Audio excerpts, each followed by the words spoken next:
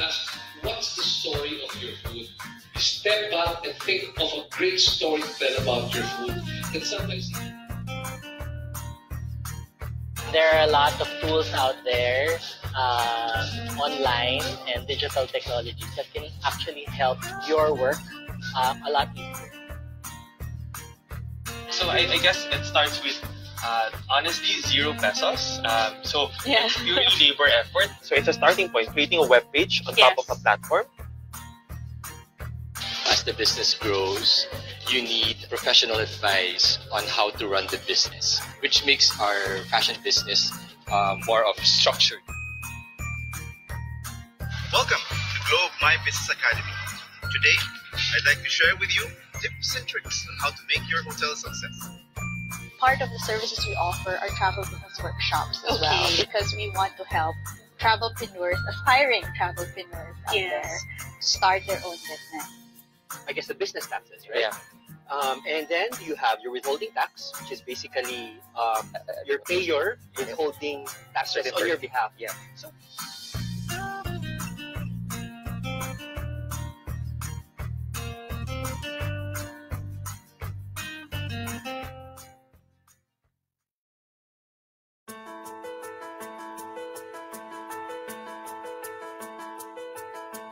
everybody saying the COVID-19 problem is not like the global financial crisis or the Asian crisis. Now, the precipitous slide that we experienced in the first quarter of 2020, it will have a lasting impact on market psychology. So that said, risk management is very important. So we're saying, yes, buy this market, but make sure that you will be able to hold on to your positions for a long term.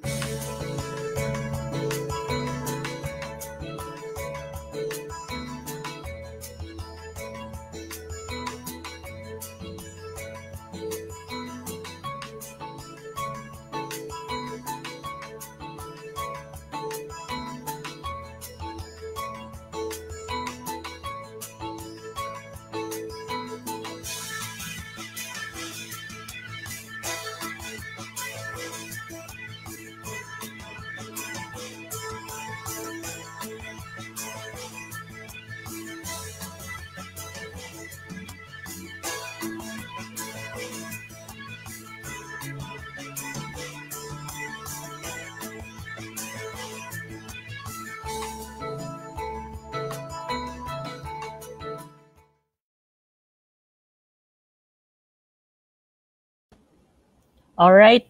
Good morning, everyone, and welcome to the third and final leg of BusinessWorld Insights Online Forum Series Phase 2. The theme for this session is focusing on the value of labor market and MSMEs. I am Leo Uy, head of BusinessWorld's research group, and I'll be the one moderating this forum. So before we introduce today's panelists, let me provide some backgrounders for the benefit of our viewers. So one of the COVID-19 pandemic's biggest impacts has been the losses in the labor market. According to the Philippine Statistics Authority's April round of the labor force survey, it showed a decrease in employment of around 8 million Filipinos in April compared to the same month last year. Of these, around 5 million became unemployed, so meaning they lost their jobs but they're still looking for work, while the remaining 3 million have entirely given up on their job search and thus were considered to have left the labor force. Similarly, businesses were also severely affected. A program information document by the World Bank dated April 21 cited the Philippine government's rapid assessment survey on MSMEs, or micro, small, and medium enterprises, wherein 77% of micro and small firms and 62% of medium-sized firms were said to have temporarily closed down during the Luzon-wide lockdown, while those that remained open suffered an average sales drop of 66.5%. According to the World Bank, these temporary closures may end up becoming permanent without government support, as these companies would eventually run out of working capital to finance their ongoing fixed costs. As we are now in the week 13 of the community quarantine, we hope to have an insightful discussion on the current state and future of the country's labor markets and MSMEs. We're privileged to have with us the following speakers will be giving their opening statements shortly. Now, unfortunately, one of our panelists, Labor Undersecretary Benjo Benavides, will not be able to make it for today's session due to an urgent meeting with Malacanang. Now, that said, let's move on to the rest of our panelists. So first, we have Francis Del Val of the data analytics and management consulting firm Cobena Business Analytics and Strategy, Inc. He is a global executive with 3 decades of experience working and living in different parts of Asia in the United Kingdom, as well as overseeing businesses in Asia Pacific, Latin America, Middle East, and Russia in the Commonwealth states. He has vast experience as a strategist and activator across industries, which include fast-moving consumer goods, pharmaceutical goods, consumer healthcare, banking, and integrated marketing communications. He's the founder, CEO, and president of Cobena, one of the top 10 business intelligence solutions providers in Asia Pacific, awarded by APAC CIO, and part of Asia CEO Technology Company's Circle of Excellence in 2018. Thank you, Francis, for joining us. You now have the floor for your opening statement. Thank you very much, Leo, and good morning to all of our viewers. So you're absolutely right, Leo. It's been a very, very difficult period for the MSMEs. And now we need to start the process of healing. We now need to start the process of moving on. And what's really important for everyone is that we need to be able to reframe. We need to be able to adopt a different mindset, because the past is not going to be coming back, at least not anytime soon. So we need to be able to take a look at our businesses. What is our the value of the businesses that we had? What is our core product? What is our promise? What is our mission and vision? And we need to really take stock of that. And after we take stock of that, we have to reimagine the future. The future is going to be very different, but it's a future that's going to still be successful if we are mindful of the fact that we need to turn to digital to be able to really adapt and accelerate into what is now going to be a different reimagined future. And more about that later on. Thank you very much. Right. Thank you, Francis, for that opening statement. Next, we have Ms. Gay Alegrio, who is the Area Vice President for Mindanao of the Philippine Chamber of Commerce and Industry. Ms. Alegrio has been in the chamber movement for the last 28 years, serving in various capacities as Program Manager of the Philippine-German Chamber Cooperation Program, as Secretary General, Board of Trustee, and Vice President for Business Development and President of the Cagayan de Oro Chamber of Commerce and Industry, or the Oro Chamber. It was during her term when Cagayan de Oro was ranked as the most competitive city in the Philippines by the National Competitiveness Council in its 2012 Cities Municipalities Competitiveness Report. At present, she also serves as Vice Chairman and a member of the Board of Trustees of Xavier University, Ateneo de Cagayan. Good morning, Ms. Gay, and thank you for joining us. You now have the floor. Good morning, Leo, and to all my co-panelists, Mr. Francis Del Val and Mr. E.J. Arboleda of Pasumo. First of all, let me thank the Business World for inviting me in this forum. PCCI recognizes the continuing impact of COVID-19 crisis nationwide, particularly to the MSMEs, which constitute the biggest chunk of our membership and even the general business community as a whole. As such, as early as March 17, 2020, PCCI released a consolidated petition addressed to all our national government seeking relief on the constraints and uncertainties imposed on our livelihood, mobility, safety, and health of our employees and the public in general. Among its recommendations include a request for the Department of Finance to allow tax payments be deferred after April 15th and waive applicable penalties and interest charges for delayed tax remittances. In addition, we also asked the national government the following: that the Department of Communication and Technology, Information Communication Technology, or DICT, enjoined the telcos PLDT to remove all data capping in mobile broadband internet services as a way to allow their customers a continuous service 24/7 until the crisis is declared over. That the Bangko Sentral of the Philippines and the Department of Finance encourage banks to declare a moratorium on loan amortizations falling due within 6 months from the occurrence of COVID-19 for business, consumer, home, and loans to large enterprises. Affected MSMEs and even corporations have to apply with the respective universal, commercial, and savings bank for the moratorium to take effect. For the Department of Trade and Industry to establish a rehabilitation fund for affected MSMEs in the areas of technical assistance and special financing for working capital in particular.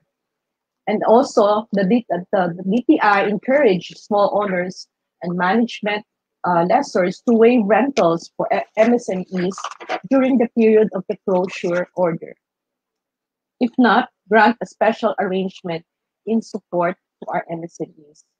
So on this note, PCCI is very pleased that our national government had immediately responded to our call by instituting measures and programs on tax reliefs and incentives laid down under the Bayanihan Act bill.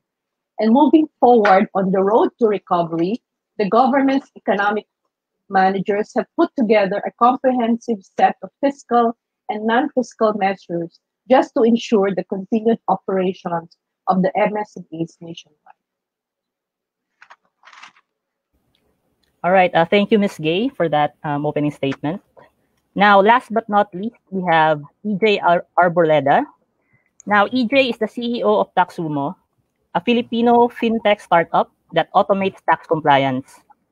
He has more than 17 years of experience in the IT industry, particularly in the fields of project management and application management and support. He is a certified PMI project management professional, an EXIN certified ITIL V3 expert, and a SAP FI certified solution consultant. He is also a speaker for topics related to entrepreneurship, starting a business, and project management, among others, and is a consultant and mentor to various MSMEs and businesses. Welcome, EJ, please. Hi, Leo. Thank you so much for that introduction. And thank you, Business World, for inviting me. It really is an honor to be part of such a distinguished panel today. So thank you so much for inviting me. So maybe I just wanted to talk about a little bit about our learnings from the past 3 months. And it's very interesting because, well, maybe I should give you some background first. Taxumo, as Leo said, we are a fintech startup. And Taxumo is essentially a web application. And the idea is that we want to make compliance as easy as possible for self-employed professionals, for individuals, and for micro and small businesses. So just visit www.taxumo.com and you'll see how we can make taxes easy for you. So I wanted to speak or to represent or to speak from the point of view of a startup. And also I wanted to share some insights that we gained from the market that we're serving, particularly the freelancer and the professional market. Just so you know, in terms of like the startups, a lot of startups right now, this was from a survey done by PwC, by the way, 19% of startups right now only have a runway, only 19% of startups have a runway of more than 12 months, okay? While 19% have a runway of up to 6 to 12 months, while 62% of startups are saying that they have a runway of less than 6 months, okay? Which is very typical for a lot of startups because especially in the Philippines, a lot of startups are very bootstrapped. So they don't really have a lot of cash that will bring them for the next 18 months. No? So it's typical, at least in the Philippine context. Because of that, a lot of, this is the stats in terms of labor, in terms of like the people and the staffing from these startups. And again, this is from the same survey done by PwC. 34% had to temporarily furlough some staff, meaning they had reduced hours, which meant a little bit of reduced pay as well. And also 11%, unfortunately, had to lay off some personnel.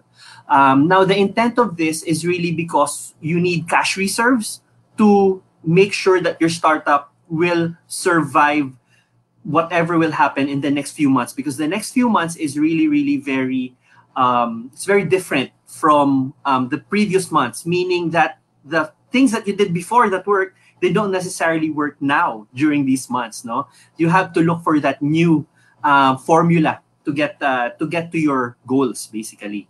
Now, this is specific to our data. As I said, we're looking at individuals, professionals, and micro and small businesses. In our user base, actually around 38% of users reported an increase in their monthly income, okay? While 56%, so most of them did report a decrease in their monthly income, while 6% said there was no change. What was the increase? So surprisingly, 38% that said increased said that their average increase is around 80% of their normal monthly income. So from what we've seen from the limited interviews we were able to conduct, a lot of them were because they were already in the digital sphere. And when they were contacted to provide services, they were sort of already there at the forefront of all of that. While the people who reported decreased income reported a decrease of around 42%.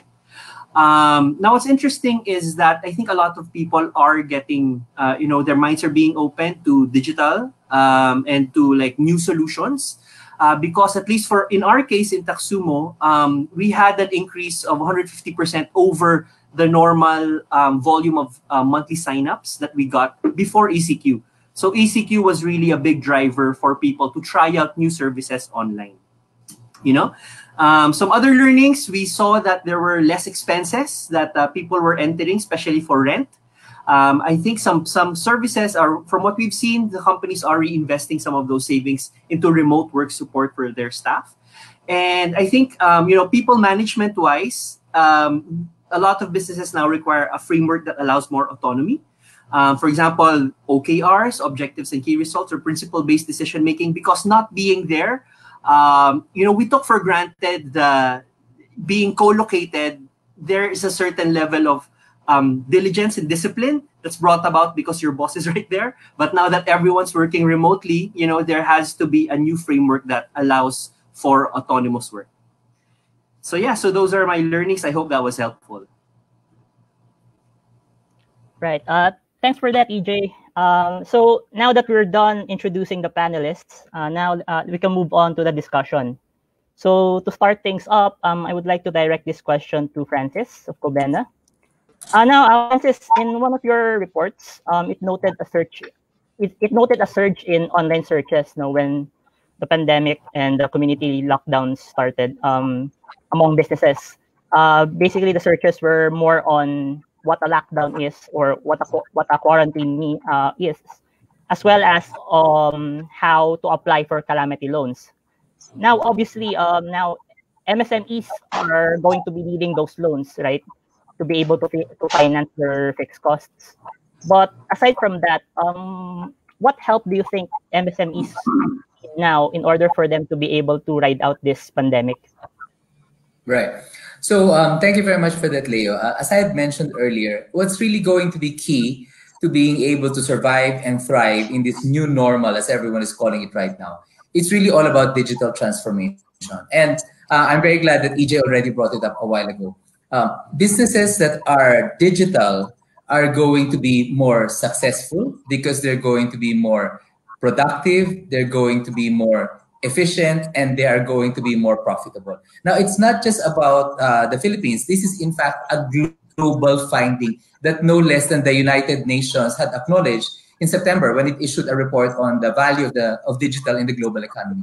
Now, we do a lot of work in social intelligence. That's why we know the problems of MSMEs and what was really keeping them preoccupied. But what we're also seeing right now in our monitoring of social intelligence is that, number one, just e-commerce has just basically flown over the roof. We've seen so much volume on e-commerce right now. Number two, we've seen things that we've never seen before, like Viber communities. They're just sprouting everywhere. We see Viber being used as a venue for commerce. So MSMEs who are participating in Viber are actually benefiting from it because at the community level, and this is what they call hyper-localized marketing. At the community level, they're able to think beyond the quarantine, and they're able to, in fact, exchange goods, services at the community level.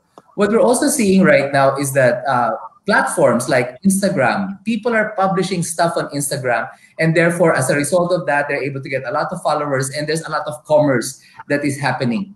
We also see that, for instance, in the area of medicine, doctors are now into telehealth because they cannot be consulted. So what we're seeing is that doctors have set up Facebook pages, they've set up QR codes so that you set an appointment with them, and then you pay. You pay beforehand via GCash, you pay mobile payments, you pay with PayMaya, and then that's the only time you get into consultation. So I guess what we're saying right now is that the solution to this whole pandemic is not about how we did things in the past. It's about how we're going to do things differently in the future. And core to that is really digital transformation. The reimagined future will mean that we're going to be able to exploit the fact that the Philippines has a huge base of millennials and Gen Zs, digital natives who are there, who have the purchasing power. We just need to be able to work with them in terms that they're familiar with. And those terms are really digital. Because if with digital, you have no barriers. You're completely borderless. You are not bound by your geography. You're not bound by time. You're not bound by the physical. You don't have to think about warehouses. Now, with the advent of telecommuting, with the advent of all of these apps on like Zoom, like Facebook Live, we see, for instance, that maybe offices are just not going to be necessary. So if MSMEs are looking to find ways to be able to fund the next few months, they might want to consider, maybe I should cut this rent and then just put all of that money back into my working capital. And that's going to be possible if they exploit digital transformation. Right. Thank you for that, Francis. Now, I'm actually glad that you brought up digitalization because it's pretty much the consensus right now that one of the silver linings of this pandemic is that, you know, everybody's forced to go digital, and it hastened the adoption of digital platforms. So my next question would be is this the case for SMMEs, MSMEs? How well are they in terms of adapting to digital transformation? Now, maybe Ms. Gay, maybe you can say something about this among your member firms in PCCI, for one. Okay. You know, Leo, during these uncertain times, there are two grave concerns of the MSMEs. First is liquidity problems, and second, how to keep or retain its workers. During the lockdown, the most impacted businesses are in the service sector, which, by the way, constitute around 60% of the economy. Further down, it's the wholesale and retail sector, which is badly hit, especially for the non-essential businesses. And in trying to save the predicament of its workers, most MSMEs resorted to advancing the salaries, 30th month pay, and other social amelioration benefits to their employees, at least for the anticipated 30-day lockdown period. With the quarantine extended, a serious cash flow problem happened. This explains the surge of searches for calamity loans, etc. Now, with the easing of restrictions and with government's assurances that there will be some bridge financing loans available, the real challenge now is the accessibility and the timeliness of this assistance. So PCCI is working closely with our government institutions, such as the Small Business Corporation, to facilitate these things. And yesterday, the Small Business Corporation already announced that they can actually apply online. They can apply online, and let's see how this will be processed, and hopefully this can already fill in the gaps right now as far as cash flow requirements by our MSMEs. At the moment, this is still, a work in progress. We're exploring other opportunities offered by government, but we hope that this will be addressed soon. Thank you, Ms. Gay. Maybe Francis and EJ can add something to that. Yeah, actually, maybe just to add from an MSME point of view, and also to build on what Francis mentioned a while ago about businesses digitizing.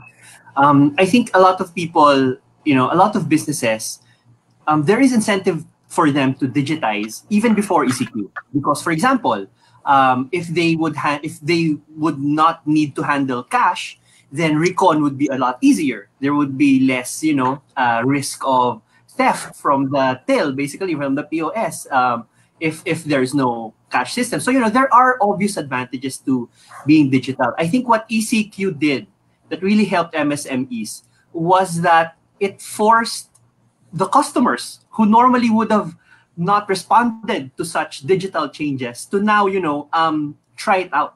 So before, for example, when I would buy, let's say, from the store or, from a neighbor, I would just give the person cash. But now I'd rather, pay the person using an e-wallet.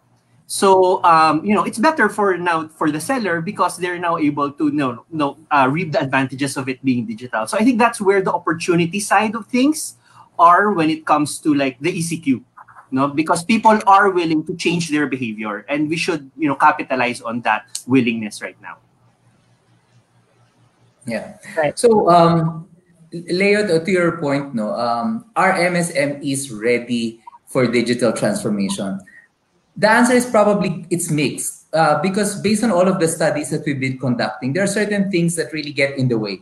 One is generational, depending really on the people who are running the organization. So if you have digital natives, millennials, Gen Zs, they don't know what is a brick and mortar operation. They don't know what it is to handle paper. So definitely digital na yan right from the very beginning.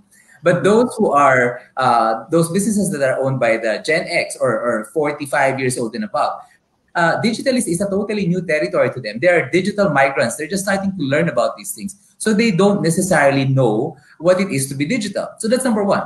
Number two, there's also something about geographic about digital transformation. If you're located in the urban centers, then everything is digital. You're forced to be able to embrace digital. But farther from the main urban centers, it's not really that critical because it relates to the third point, connectivity. If your Wi-Fi, if your infrastructure is very, very well developed, it's easy to go digital. But if not, if you can't even get a strong 3G or LTE signal, then how can you be digital? So honestly, there are really quite a number of hurdles that could prevent MSMEs from being digitally transformed. But at the same time, it's all about mindset. We can either say the hurdles are always going to be there, or we're going to say, let's do something about it. Right. Thanks for that, guys. Actually, with regard to the MSMEs, regardless of whether they're ready or not with digital transformation, there's this paper by the University of Asia and the Pacific, UANP, which says that those firms that rely mostly or entirely on face-to-face transactions tend to lose even when the lockdown is lifted. So you have, for example, food services or maybe dentistry or yung mga sectors that makes digital platforms not really feasible. So what can these firms do to adapt or to mitigate their losses once this is lifted na, the pandemic or the lockdown?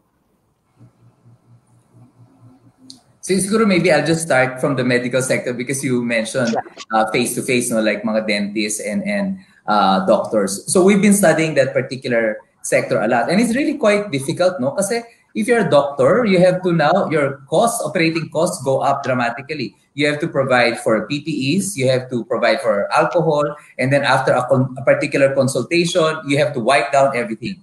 And at the same time, some hospitals are in fact imposing a count. You can't have 50 patients anymore. You just have to be able to manage 20 patients at a time. That's social distancing.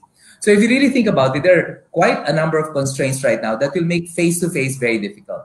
So what are we seeing? We're seeing doctors, at least for telehealth, they're really taking a lot of advantage of this particular platform. And they don't necessarily need to be the established platforms. What we're seeing is that this is what we call DIY telehealth. So doctors have now set up their Facebook groups.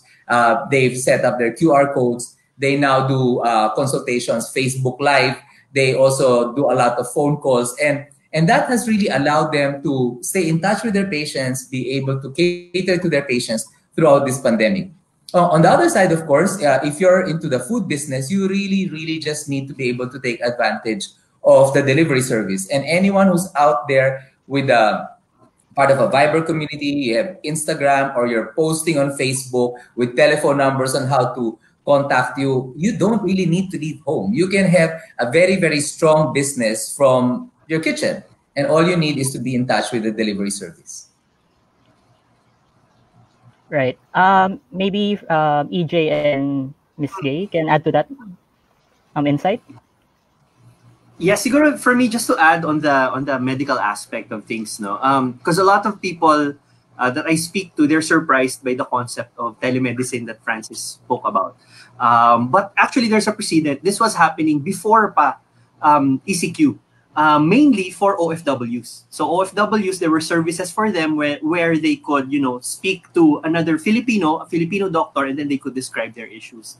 So there is precedent for this. This was already actually happening. So it's good to see that people are starting to, realize the benefits of having such a platform.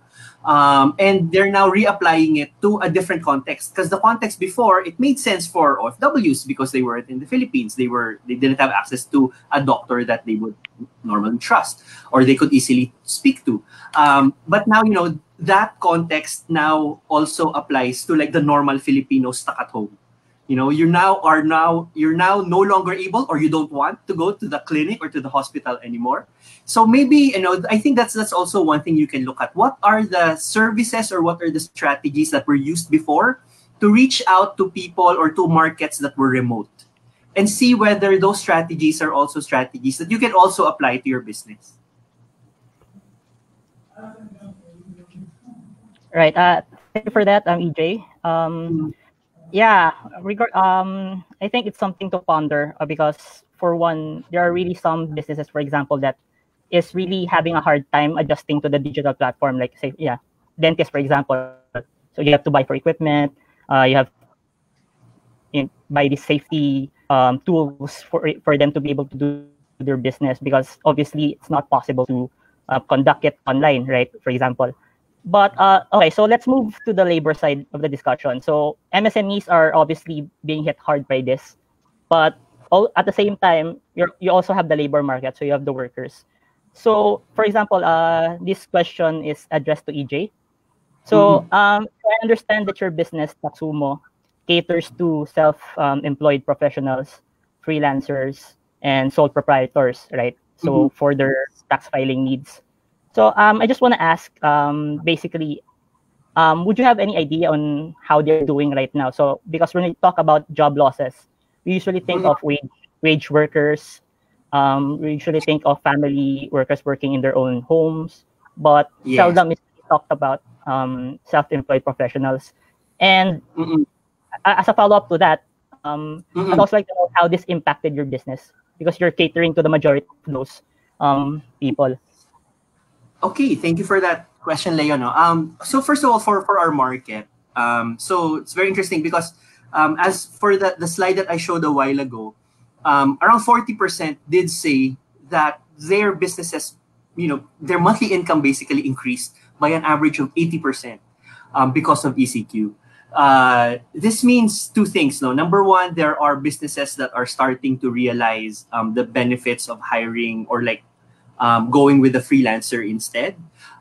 Because, for example, there are certain skills that are provided by freelancers, especially Filipino freelancers, because Filipino freelancers are well known all over the world as being very skilled in a lot of For example, marketing technologies, digital marketing technologies, such as email campaigns and digital, of course, digital advertising, etc. So Filipinos are very well known for that.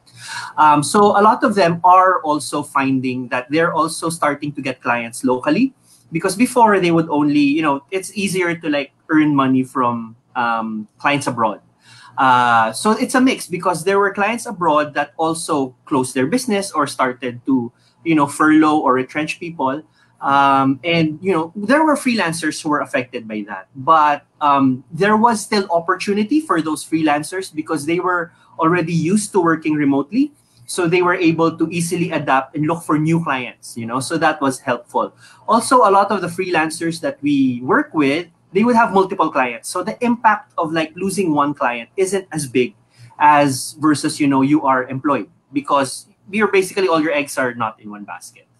Having said that, the decrease is still, 56% did report that there was a decrease in their income. So that meant that, we had to adjust. As startups, a lot of the startups are driven by, not necessarily by, revenue and profit. Those are just factors that help you reach a goal. Those are factors that help you make a change that you want to make, so that's sort of the mindset that a lot of startups have. And I think what's interesting is that a lot of startups did adjust to the needs of the market very quickly. Like, for example, for us, we started giving out discounts of as big as 80% to clients who we knew or we felt were impacted, or who told us that they were impacted by the ECQ. So, we had to adjust, because at the end of the day, it's not necessarily the income that we're after. It is a factor because it will allow us to, grow our impact. But really, we had to go back to our reasons why. We had to go back to, why are we doing this? We're doing this because we want to help people. We want to help people become successful, and this is a way for us to do that.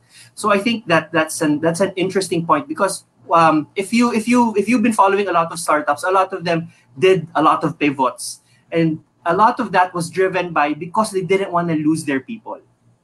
They didn't want to have to furlough or like fire those people. So they had to pivot. For example, Angkas is a very good example. They weren't a food delivery service, but they pivoted to food delivery because that was the best way that, their riders can still generate money. So I think at the end of the day, it was really still that, going back to the reasons why, going back to the purpose why you're doing things, that allowed us to look at this from a different point of view, look at what's happening from a different point of view, to see the opportunity in this and to see how we can leverage this so that we can, still go after the goals that we set after. Right. Francis and Ms. Gay, maybe you can expound on that. I just like to add also regarding this new developments on really developing our agricultural sector, because as far as our supply chain is concerned, this also constitutes a number of MSMEs in that particular area. And talking about digital transformation, this has really been a challenge nowadays, especially that there has been disruption in the logistics sector, wherein from the production of these products, most of our farmers had lost the traders, the market. But the opportunity there is that the farmers right now, if only can be maybe intervened by some sectors, would have the chance to provide information that this say certain products are available and can be transported already, and through these digital apps that can be made available to our buyers at let's say in the lowland areas, then we will have an idea much better than if the farmers would just be waiting for the traders to come and visit them. So we saw that an opportunity, and that's why the USA has a number of programs right now, or projects, which can be made available to the different business applications, or they're partnering, say, for instance, with BCCI, to design a project that will fill in these gaps, especially as information is concerned. And as I mentioned a while ago, these are still work in progress, but hopefully this can also address the gaps somewhere in providing information as far as market linkages are concerned. So we welcome this very good opportunity that there are, of course, service providers who can help our MSMEs have better information, more accessible, and of course, delivery of services are more efficient. Thank you, Ms. Gay. Francis, regarding your yung findings mo sa Kubena, I presume there's no change in sentiment. I mean, the online searches are on what how to avail for calamity loans is still diba? Still prevalent. It's still among the top searches. Well, you see that's where it's a little bit interesting, no? So during March and April, there was really a high volume of search on loans. And then by May, it's actually started to taper off. Now, we don't really know the reason why, but one can imagine that either A, they've already gotten their loans, or they've already gotten some assistance from the government. Because remember, many of our MSMEs are looking to the government in terms of loans, no? The second point, though, is that it's also quite possible as well that there may be some frustrations, because if you take a look, being an MSME ourselves, if you're dependent on the formal financial institutions, they're not yet giving loans. You ask the banks, you call them, and they're basically saying, we're still waiting for guidelines. Well, we ourselves have been saying, for the past 13 weeks, we've been calling our banks, and they say, well, we can't give you loans yet. So I guess it's very difficult to understand really what's happening now in terms of loans. One part is I don't think people are disinterested anymore in terms of loans. But certainly the searches have gone down, and it may be because perhaps there's just not many loans available. We have to still check on that. Now, I just want to go back because there was a particular question on one of the travel agencies in terms of digital transformation. Is it possible to address that question, Leo? Go ahead. Yeah. Okay. So there was a question for a travel agent, for instance. If you're in the business of travel, you have to have an office for representation. There's a DOT requirement to have exactly just that. How can you apply digital transformation? And I guess this is about reimagining the future again. Take a look at the size of your office. Do you really need your regular office, or can you in fact scale it down to a particular room? Maybe 2 people at most, 2 desks, and that still is going to be compliant with what the law says. On the other hand, though, if you start reinvesting and give notebooks to your employees, they can in fact conduct travel bookings. They can help from their homes. And you think, is this in fact possible? Well, customer services of some of the biggest banks worldwide, in fact, stayed on 24/7 during the lockdown because they gave their customer service representatives notebooks which they can use from home. So that's one.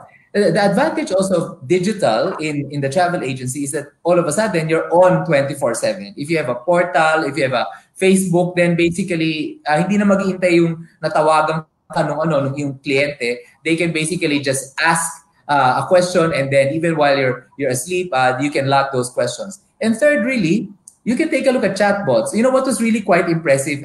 Again, part of our monitoring is that even the Department of Health is now using chatbots. You know, the Department of Health has over 1.5 million subscribers to their Viber community. And take a look at it. Many of the messages that they're getting on Viber are being answered by chatbots. So again, just to go back to the question of our friend from the travel agency, number one, maybe you can scale down your office and send more of your workers at home. Give them notebooks so that they can work efficiently. And number 3, take a look at chatbots. And possibly number 4, set up your own portal.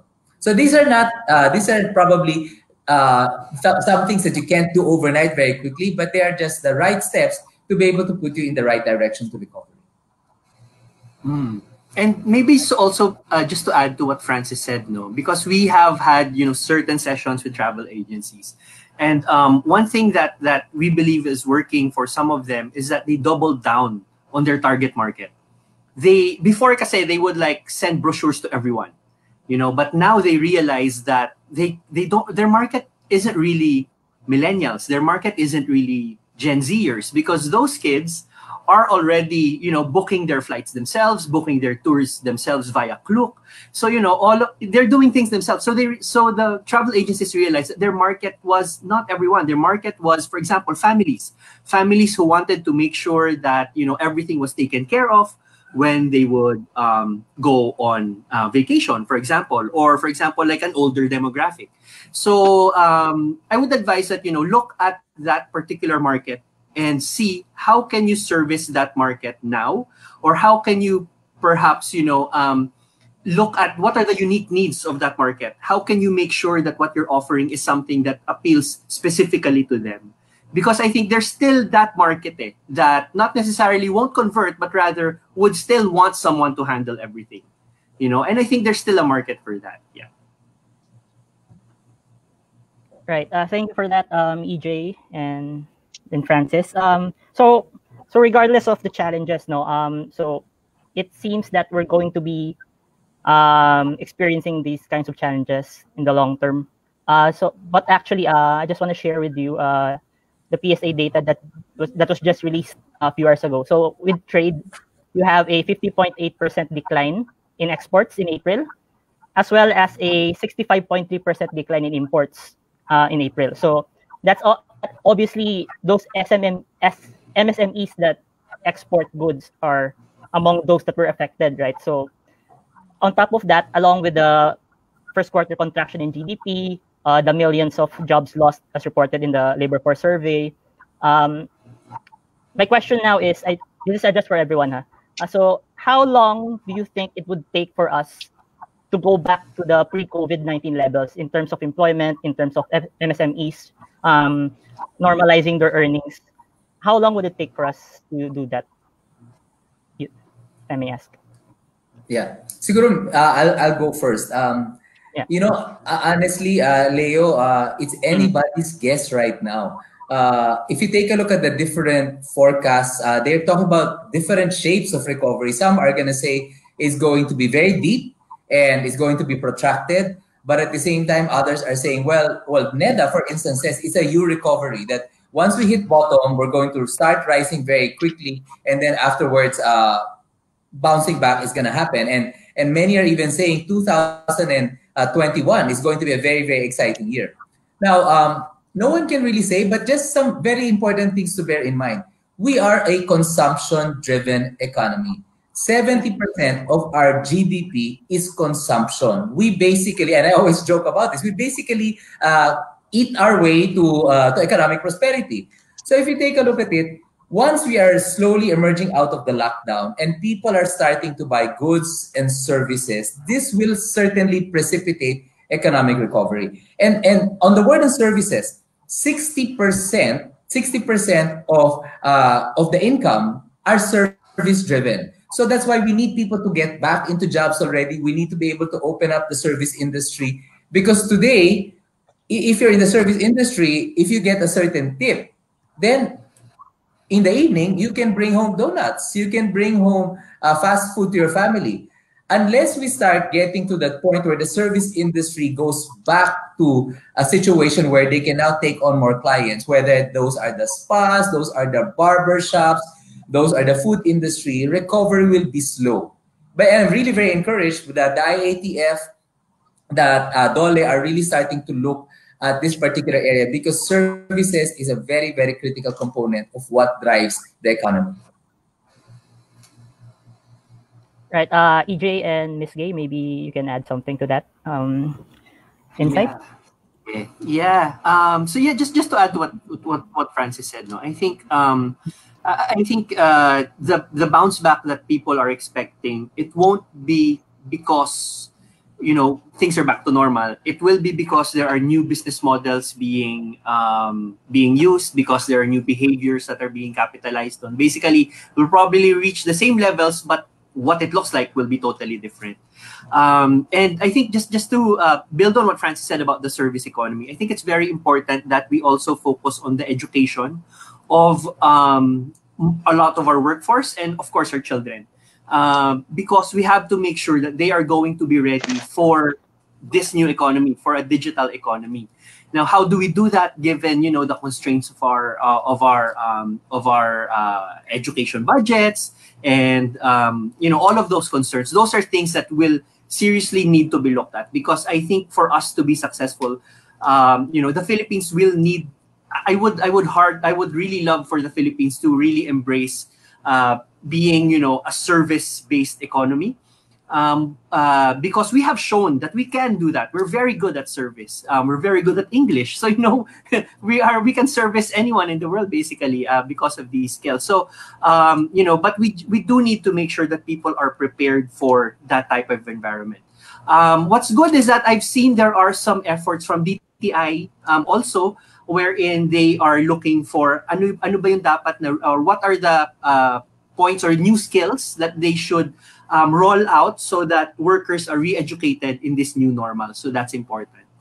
And also maybe to add, because a lot of labor, a lot of businesses, there was this research done in Oxford wherein a lot of new roles and new jobs are go through startups first, not just like tech startups, but rather, small businesses, new businesses. A lot of, most of the labor market goes through those types of firms first before they, eventually move on to bigger firms. So I think it's important that we make sure that the small business, the new business, the startup industry is well taken care of. And I think one challenge that a lot of us are encountering in that space is with respect to financing. Because, for example, like if you want to get a loan, a lot of them would still require it's collateralized. And if you're a tech startup, you don't necessarily have assets. Your asset is IP, intellectual property. And, banks are not able to put a value on IP unless you sell it to to someone who wants to acquire you. But otherwise, they won't be able to assign value to it. So it's not really good collateral. Aside from that, a lot of new businesses are less than 3 years. But when you go to banks for a loan, they will require that you have at least 3 years of operations.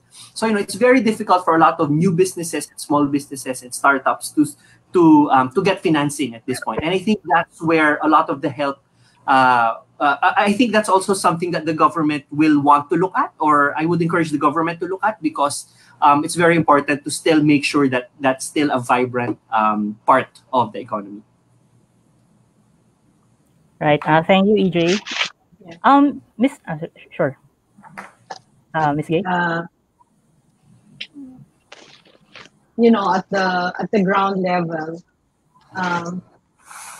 there had been attempts really to come up with possible solutions on how to curb this increase of unemployment. And as you know, with a number of OFWs who have been repatriated in our country, this further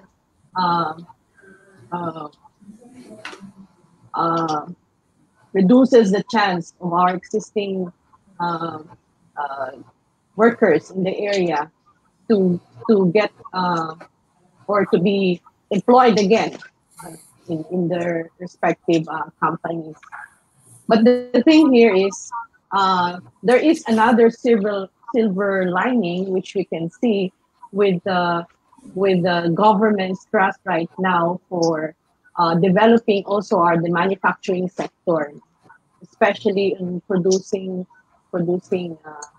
products that may have a good chance of also of supplying our own hospitals and even other healthcare centers, because we simply have the supply chain here in our country. One of the things that we didn't know that Abaca, for instance, is the Philippines is one of the biggest suppliers of abaca. You know.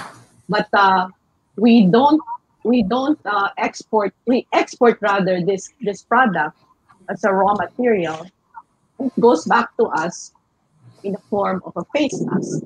So if we can only develop this sector to be able to do processing here, especially in areas, let's say outside Metro Manila, then we have a lot of opportunities for manufacturing and also uh,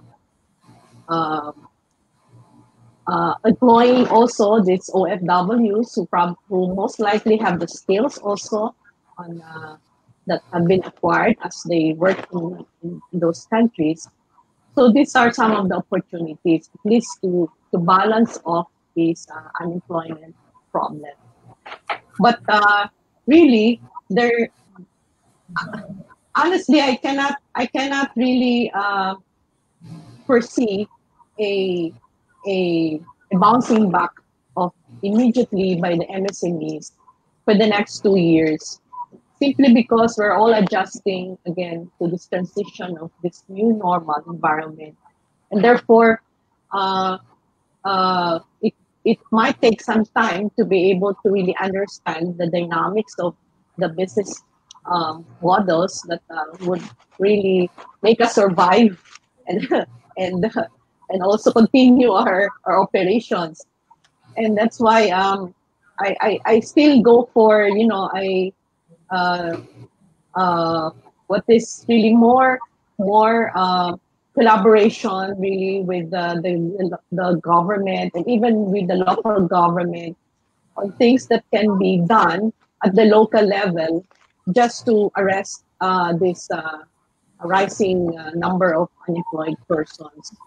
So there are opportunities, of course, but it may take some time. The government is trying to cushion this with some relief programs, but then at the end of the day, uh, MSMEs just really have to to rethink, you know, and how they can best survive in this pandemic with only 50% operation.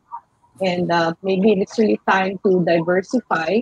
But in doing so, yes, we need, of course, the tools, the necessary equipment, which, by the way, government will be able to provide under uh, the so-called Create Bill for those who would like to do repurposing of some of their operations or maybe shift. You know? Like, for instance, Tanduay is now studying the possibility of instead of producing the rum, they can also go into alcohol or ethyl alcohol. You know, they have already done some prototypes, but to commercialize it, they need another series of funds to be able to get the necessary permits. But again, it's there.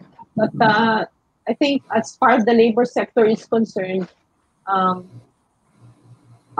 one of the things that I have seen that can help also this at least cushion these problems is for manufacturing companies to also uh, allow the locals, especially in the hiring of their people, to have to. It would be best also as as as much as possible to hire locals in their communities rather than get people outside.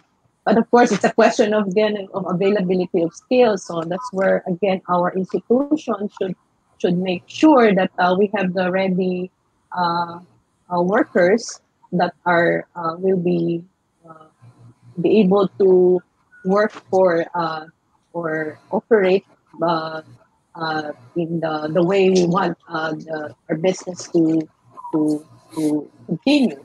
So at this time, we also we try to take stock of the available uh, skilled people in our area, and I think the big companies, it would be more practical for them rather than get people which is living very far from the company, and transportation now a problem.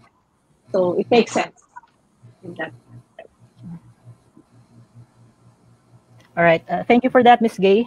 So the thing about that question regarding recovery is that a lot of the people are being saying that it's hugely dependent on how soon we can come up with a vaccine or a cure for COVID-19, which is obviously beyond the control of MSMEs and even the workers, right?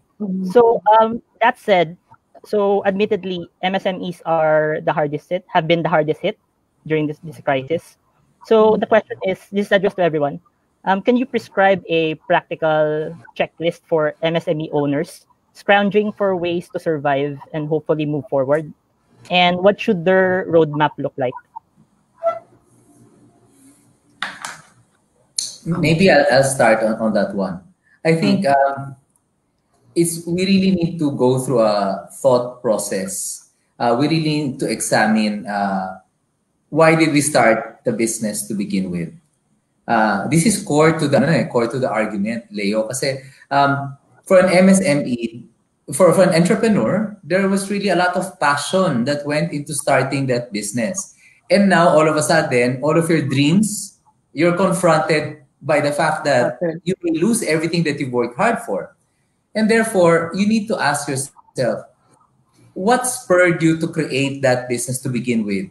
Is that still relevant today? And if it is, the next question has to be, are you still very, very passionate about it?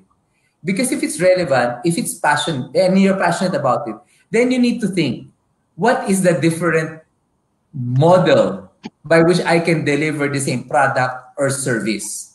Kasi kung hindi na relevant yung business mo today, then maybe that's it, game over. You really need to be able to think of something totally different. Pero kung relevant pa yan, kung passionate ka pa, kung yan yung every time you wake up, you say, you still want to be able to do it, you still want to take care of your employees because this is what your dream is all about, then just keep on doing it. Just think of digital methods on how to be able to accomplish your objective and deliver it to your client. On the other hand, if you're no longer relevant in this new normal, you have to ask, what is it that you need to do to either perhaps reconfigure your product to be relevant or to find that other space that you're still equally passionate about. I guess what I'm saying is that now is not the time to experiment and do things because narinig mo na yung kumpare mo o yung kapitbahay mo ginagawa na yun and sabihin mo, let's take advantage of that. Because that is really the best recipe for failure. Don't try to get into anything that you're not an expert about, that you're not proficient about, that you're not passionate about. Because now is not the time to make huge gambles. You need to chase your dream, albeit in a different manner, and you have to weigh it against your risk appetite. So overall, the critical next step is introspection. Mag-isip muna tayo as entrepreneurs, ano ba talaga yung gustong-gusto nating gawin at relevant pa ba yan? At dahil kung relevant pa yan, then hanapan natin ng paraan para mabalikan natin yung mga customers natin who really need our product and service. Yeah. Siguro naman from my end, just to add to what Francis said, I would actually say that now is the time to experiment.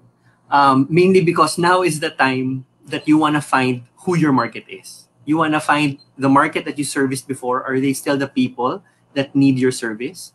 The way you provide the service, is it still the method that works? Maybe now is the time to try out the, for example, digital marketing if you haven't tried that out before. Perhaps now is the time to sell your services on Viber. A lot of people never even considered selling on Viber before, but now everyone's checking everyone else's menus on Viber. So I think it's important for you to also use this time to understand the basic assumptions of your business. Do those still hold? The market you're going after, are they still your market? How you're going after them, is that still the way to go after them? How you're delivering the service, is that still the way to deliver the service? Of course, you can make sure that your experiments are done in a way that doesn't eat up a lot of resources. And one way of doing that is by making sure that you know the assumptions you are testing when you experiment. This experiment is not just experiment because we call it an experiment. It's an experiment because you're using the scientific method. And honestly, that's really a very good way of going about things to find out whether, you know, that the assumptions that you hold for your business are still, if they still hold true, or if the assumptions need to change. Yeah, thanks for that. Miss Gay, maybe you have something to add? I was just thinking that maybe apart from this digital transformation, there has to be a structural adjustment, no, on the part of the MSMEs in order to cope with this new normal environment. And one of the things, or one of the important lessons that we have seen here, is because most of our MSMEs do not have a business continuity plan, or at least a contingency plan, specifically for pandemic, no, or outbreak incidents. For disasters, yes, we were able to survive because it doesn't affect everyone. But here, worldwide, this is a worldwide phenomena, and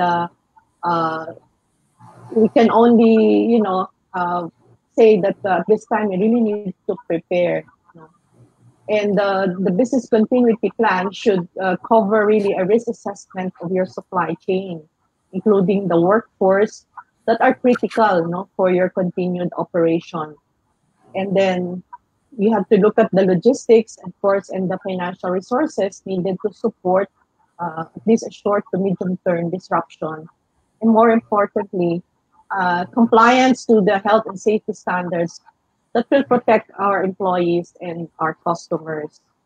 You know, during this transition period, many MSMEs are grappling, no, on how to comply, for instance, on the safety and health standards, no? Simple as complying the cost, no, for the PPEs for its workers, providing transportation or housing options, and even reconfiguring the workspaces, no, given directed to operate only at the 50% level. So these are really really very hard or difficult for MSMEs to comply. But then we need to survive, and therefore we have to, if we really want to continue our operation, then we just have to adjust on these levels and really think of other innovative ways on how we can manage this disruption. All right, thank you, Ms. Gay. So I think we're down to our last question before proceeding to closing statements. So the last question is, we've been talking about going digital, right? So it seems that that's the way to move forward at this time. So that phrase, go digital, it seems to be the catchphrase now. But let's talk about the risks and the disadvantages that business owners or even the employees or workers should keep in mind. Is there any? Yeah. So, Leo, I think you're absolutely right. Going digital is really crucial to being able to survive and thrive in the new normal. It doesn't come without risk. And of course, when you're digital, you need to really understand that data, para silang they're two sides of the same coin. So data is going to be collected when you have the transactions.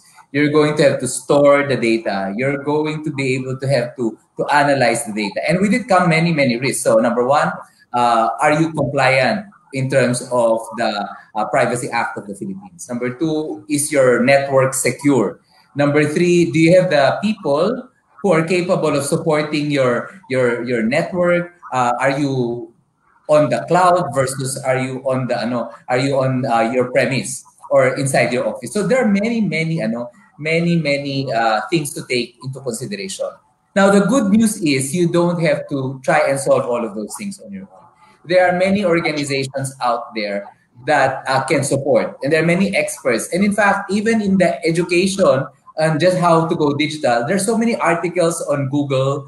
There's so many videos on YouTube. You can research. So do not be scared about going digital, because you don't have to do it on your own. And second thing pala, no, oftentimes the risk that people say, baka mahal yan, baka hindi ko kaya yan. No, so let's think about that, and we have to really disabuse that, because number one, if you want to do e-commerce, you have to pay very, very little just to be on a platform like Shopee or Lazada. You can be on Viber communities, that's free. You can be on Facebook Marketplace, that's practically free. So the small steps to digital do not really have to be expensive.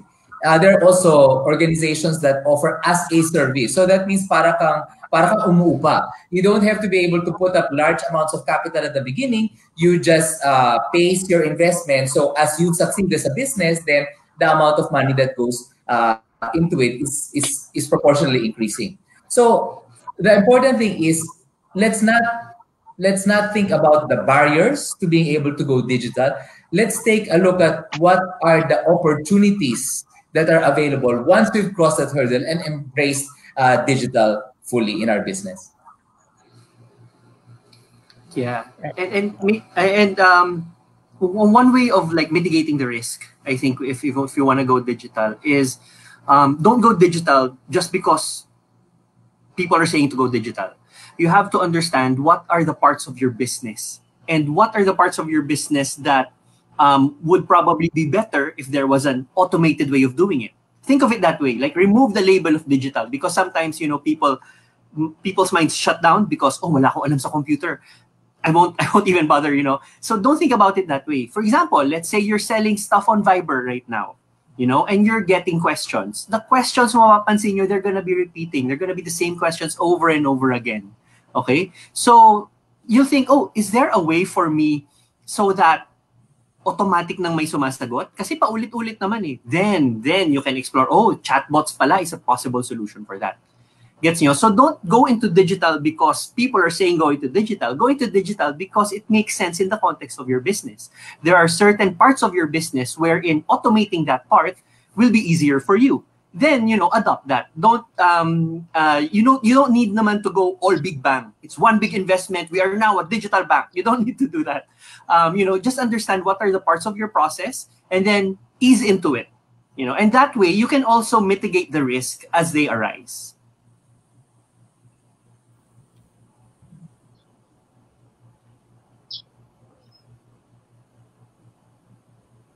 Thanks for that, EJ. Miss Gay, maybe you have something would like to share? No, I'll just reserve that for my right. Okay, so we're going to move to the closing statement. So this is just a simple question, and this will serve as your closing statement. So if there's one thing you'd like the audience to take away from this discussion, what would it be? Let's start with you, EJ. Yeah, thank you for that. No, I think COVID and ECQ and everything, there was a lot of rhetoric around frontliners. About honoring our frontliners, and frontliners weren't just doctors. Frontliners were also cashiers in stores, etc. I read somewhere that it's very dangerous to call, that rhetoric is very dangerous. Why? Because we feel that just by calling them frontliners, then we've already compensated them. Just by calling them heroes, that's compensation already for them. But we don't realize that, these people that are the frontliners are, and we're telling them, they should be paid a better wage because apparently they're the ones who keep the economy going. So, so be careful.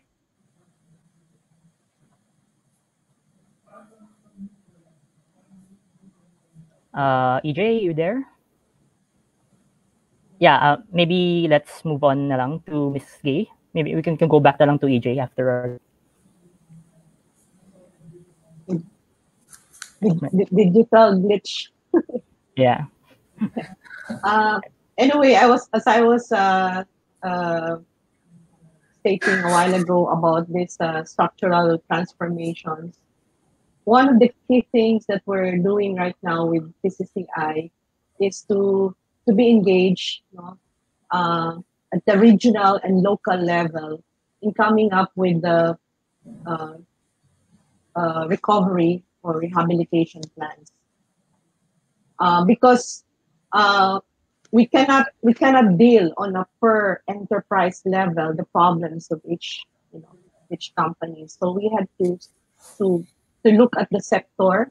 We had to cluster them, and also at the same time balance it also with the risks that may happen. No? If we, let's say, operate or our business, resume our business, although it's only 50%, and then moving eventually to 100%. So we're trying to balance all of these things.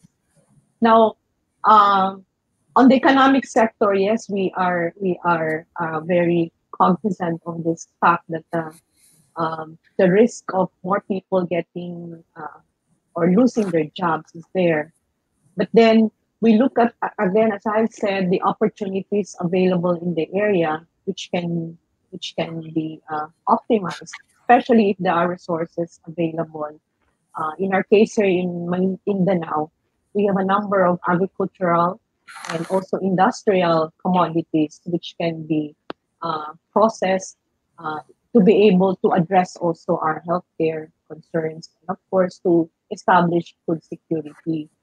So what I'm saying here is there has to be really the system for private and government collaboration during this time. One of the lessons also we learned also from this pandemic is we really need to have an active participation, especially as our government is also trying its best, of course, to push on the EPAC by coming up with certain guidelines, but sometimes these guidelines may not really be suited to our needs. And therefore, it takes a very active private sector to be able to tell them that maybe we need to adjust this. Maybe, let's say, we are already on the category 1, on the essentials. Why do we need to put so much restrictions when we are transporting food, something like that? So these are practical things happening in the ground. But then as we go forward, so we try to eliminate some of these barriers so that slowly even those non-essential businesses can also resume their operation, and by really practicing, at least meeting the minimum health and safety standards, then we will be able to survive this pandemic. So I really am advocating that we should really be engaged, especially the private sector, not only the business sector, but there are a lot of NGOs. In fact, the microfinance institutions will also play a good role in also providing the necessary cash flow or cash or funds for our MSMEs during this time. So, and cooperatives also will be they will be tapped for accessing some of this funding and assistance from government. So it takes the whole community for us to be able to fight COVID-19. Right. Thank you for that, Ms. Gay. So I guess EJ is back now, so maybe we can go back to his closing statement before we proceed with Francis. Okay, thank you, Leo. I apologize. I was cut off. My internet died. So apologize for that. So I was talking about like the rhetoric that people are using about frontliners, and I was saying that it's dangerous because it feels like it's already enough. Calling them heroes is enough. But actually, I think one thing that the ECQ taught us is that, it sort of raised a mirror against society. And now we have to ask ourselves, are we still willing, or are we willing to help these people have, for example, a more livable wage, a better wage, for example, a better standard of living? Because if we want to do that, that does mean that, there will be some sacrifice that the society has to make as a whole. For example, if I buy, like, for example, vegetables from a farmer at a premium price, that's a way for me to make sure that they have a livable wage. But of course, that is a sacrifice that I'm making on my end. So that's the question we have to make, I think. And, just calling them frontliners, I think, isn't enough. I think there will need to be systemic changes that we as a society should work for and should demand. So having said that, I think, for just to reiterate what I said a while ago, one of the big things that I think we will need to make sure is still vibrant again is the startup and the new business, the MSME small business sector. We have to make sure that they are still thriving throughout all of this, not just because there's a need for them, but rather there is 61% of all people are employed by them. Aside from that, I think a lot of change can be driven by these businesses, by these business owners, by the MSMEs. And I hope that the ECQ sort of made us realize that at the end of the day, money is one thing, but really what we want to do is, make a change and essentially leave this world better than we came in. So that's my statement. Thank you, EJ. Finally, we have you, Francis, for your closing statement. Okay, thanks, Leo. So I just want to share a few insights. No, I think there are certain realities that we now really have to be able to come to grips with. The first one is that a vaccine that is going to be effective, safe, and distributed to the masses of society is not gonna take place. It's not gonna be available until the next 12 to 18 months. And it's not about anything political about it. That's just pure science. So if you have these 12, 18 months where you don't have a vaccine, what's going to happen? Are we going to live our lives in a bubble? Are we going to put ourselves on suspend mode? Definitely not. Therefore, we need to be able to take back control of our lives, of our businesses, of the employees that we're responsible for, because 12 to 18 months is far too long. But taking back control means reimagining the future. And we have to ask ourselves, where are we as leaders, where are we as entrepreneurs in our own stage of bouncing back, of recovering? In the first stage, when the pandemic happened, there was a lockdown. Basically, we all had to assess and act accordingly. Now that we're going to be coming out of the pandemic, we have to adjust. We have to put in safety standards. We need to put in social distancing. That's very, very important to be able to protect our consumers as well as our customers. And then once we're over that 3-4 months, we need to be able to be very clear. There's a new normal out there. We need to be able to adapt to the new normal. What we are saying is that companies who adapt to the new normal, they will probably survive. But what if we are among the few companies that are in fact going to reimagine the future? A future where we are no longer bound by physical. We're no longer bound by time. We can in fact take advantage of the world as our market. If we're someone from Mindanao, we can in fact market to the whole Philippines. What if that was possible? Let's reimagine that and then accelerate into that. Let us take control.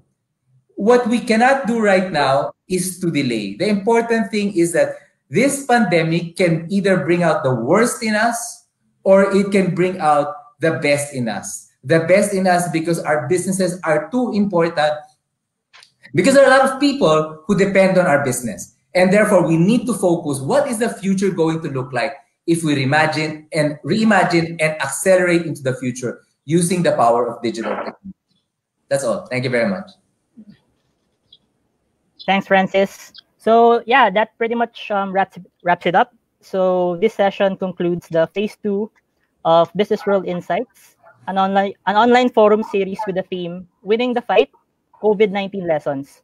So BusinessWorld would like to thank our esteemed panelists, viewers, and our sponsors. We have Globe Telecom, Entrego Express Corp, Unilab, Seagate, and the Pag-ibig Fund. Also, special thanks to our partner organizations, Olern and the Philippine Star. So we'll be back on June 24 for the first leg of Spark Up Entrep series, this time with the theme, Innovating Towards a Better Normal. Be sure to follow BusinessWorld on our social media accounts to be updated. So for those who just tuned in or were not able to join us from the beginning, a recorded version of this will be made available in our Facebook and YouTube page later in the day. So again, thank you for tuning in. I hope you all learned something from this discussion. Once again, I'm Leo Uy, Head of BusinessWorld's Research Group, and stay safe, everyone.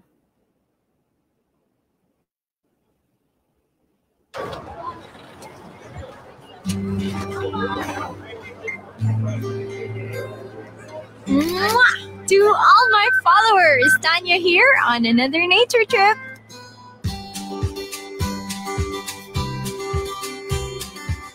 I'm off to Lola Hermes in the Gubat, just loving all this nature.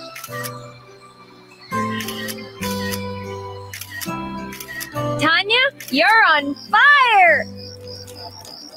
Fire? Fire! Lola! Lola! Fire! Fire! Lola! Lola! Apo? Meet my Lola Hermie, the best manghihilot in the probinsya. And like me, she loves all things natural.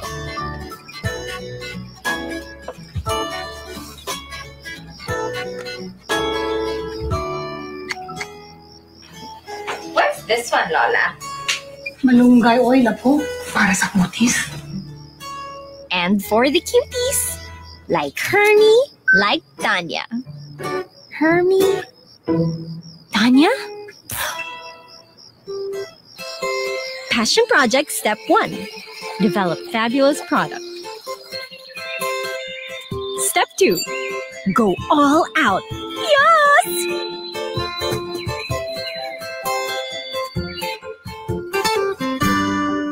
Step 3. Website on. Step 4. Box, box, box. Step 5. Mind blown.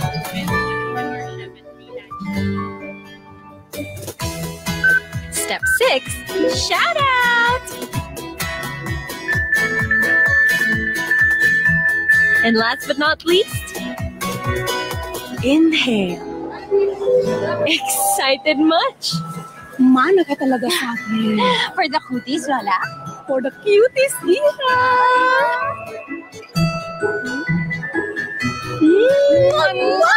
Oh, Lola, here's.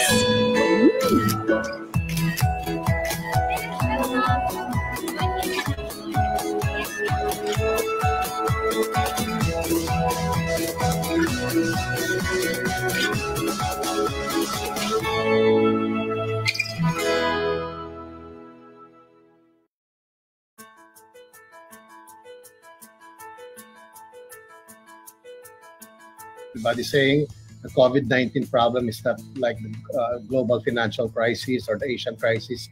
Now, the precipitous slide that we experienced in the first quarter of 2020, it will have a lasting impact on market psychology. So that said, risk management is very important. So we're saying, yes, buy this market, but make sure that you will be able to hold on to your positions for a long term.